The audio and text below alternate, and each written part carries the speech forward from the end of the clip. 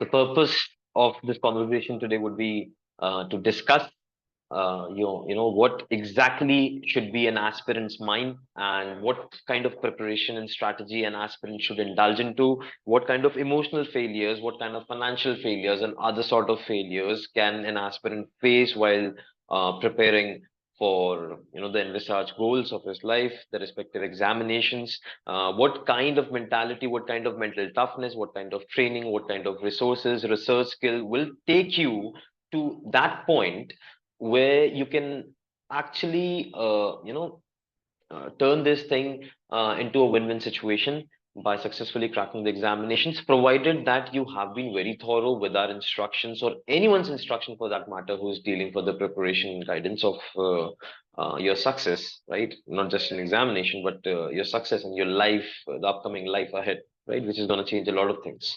So the point is, first of all, as an aspirant should understand that mental toughness is actually getting out of your comfort zones, and facing those weaker zones where you really struggle to climb up the hill, and sometimes even you feel like to quit situations, right? So that is also very well taken into mind, into consideration for making these rules.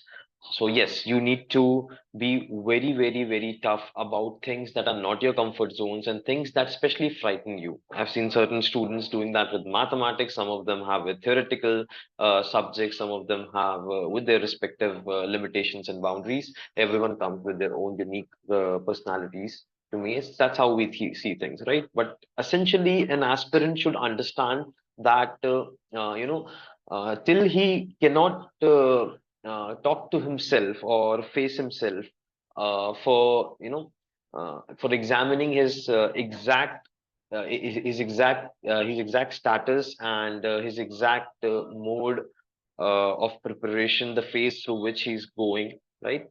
So till that point, he shouldn't go for a proper commercial coaching or a coaching where there are a lot many students, because that won't be beneficial. I'm not saying that it won't be beneficial forever or at any point, but yes, a preliminary thing need to be a primary foundation need to be built by you yourself, and in the respective subjects that you see in your exams. For example, quantitative aptitude, logical reasoning, analytical aptitude, analytical reasoning, verbal aptitude, reading comprehension.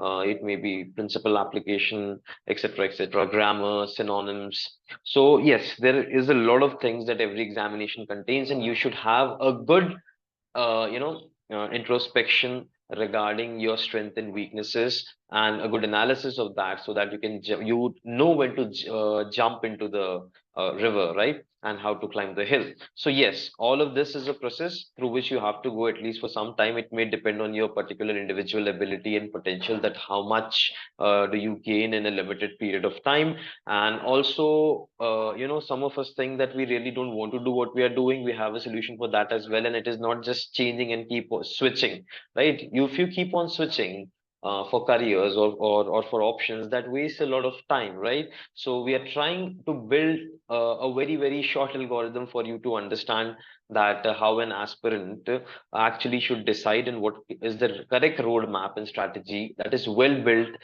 keeping in mind the personality of that particular kid, or the particular age group to which he belongs to.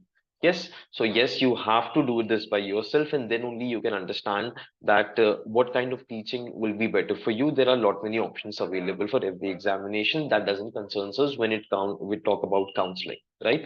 And also, an aspirant should know that what exactly is gonna work for him, and what kind of strategy, customization that he should do after he has been or she has been given an initial insight. See, those of you who make it by themselves, for them it's not a problem at all. But for most of us, like including me when I was at that stage, most of us, we struggle to understand the patterns of strategy that the toppers have followed, etc. There is a lot of hype about things, but the thing is that reality remains, the truth remains, that there is always, a uniqueness in the kind of preparation that an individual makes it, indulges into by himself, because सबको अपना अपना एक तरीका होता है. Everyone has their own method, right? So and everyone is built according to that, they function according to that. That is the beautiful aspect of personalities interacting with various other objects psychology में objects जो रहते हैं basically जिसके regarding central attitude या attitude formation होता है उसको कहा जाता है जैसे society politics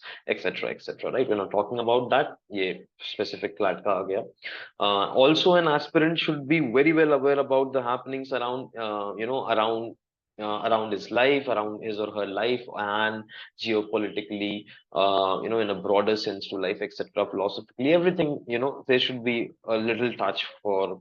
I'll talk about a good personality, not examinations, those of, that don't require personality, right? Most of the careers, sorry, a lot of careers actually don't demand that, and a lot of career demand that personality, which is called soft skills, right? So yes, these things also should be there in an aspirant mind. I'm not saying it's compulsory to take the soft skills program and then only you can do that. That's just not my agenda. The purpose is very simple: what an aspirant ideally should be and how he should go by things. So there is no particular method or one formula to crack, such big examinations.